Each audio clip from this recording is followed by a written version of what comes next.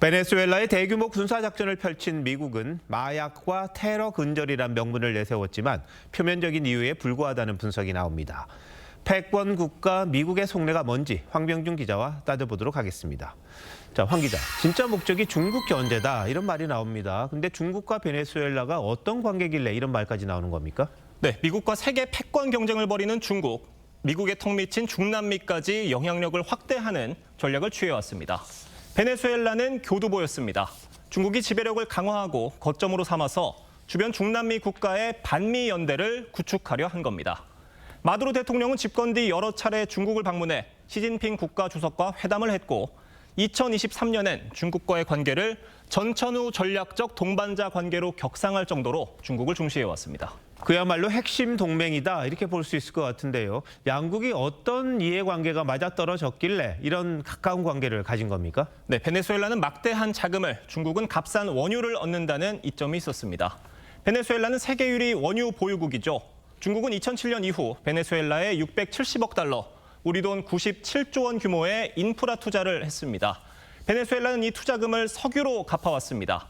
미국의 경제 제재로 수출길이 막혀 생산량은 미미한 수준이지만 이 생산량의 80%가 중국으로 향합니다. 결국 미국이 중국의 에너지 목줄을 쟀다 이렇게 볼 수 있는 겁니까? 네, 중국은 베네수엘라산 원유 수입이 끊기면 더 비싼 대체 원유를 수입해야 하는 부담을 떠안아야 합니다. 뿐만 아니라 중남미에서의 이른바 1대1로 확장 정책에도 제동이 걸릴 수밖에 없죠.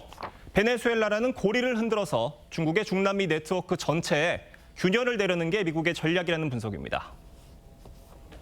중남미 33개국 중에 22개국인 1대1로 회원국들이에요. 자본 투자 또는 인프라 투자 이런 데서 직간접적으로 다 연결이 돼 있죠. 가장 큰 비중을 차지하는 국가가 베네수엘라예요. 특히 추 샤오치 중국 중남미 특사가 베네수엘라를 방문한 시점에 이번 대규모 공습이 이루어진 점을 두고도 중국에 대한 경고 메시지 성격이 강하다는 해석이 나옵니다. 그렇다면 중국이 이번 베네수엘라 사태에 어떻게 대응할지 그것도 궁금합니다. 네, 중국 외교부, 미국이 마두로 대통령 부부를 체포하고 출국한 건 심각한 우려를 표할 일이다 이렇게 입장문을 냈고요. 왕이 외교부장도 어느 한 국가가 국제경찰 역할을 할 수는 없다고 생각한다라고 비판했습니다. 하지만 전문가들 사이에선 중국이 결국엔 관망 전략을 택할 거란 분석이 많습니다. 베네수엘라의 차기 권력 구도와 미국의 통치 개입 수준 등 불확실성이 크기 때문에 섣불리 움직일 경우 리스크가 더 크다는 겁니다.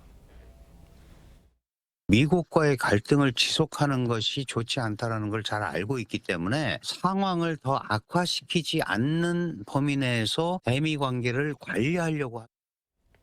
미중 패권 경쟁의 한 단면을 여실히 보여주는 것 같은데요. 우리나라도 미국과 중국 가운데 끼어 있다 이렇게 볼 수 있으니까 우리도 참 현명하게 대처를 해야겠군요. 황 기자 잘 들었습니다.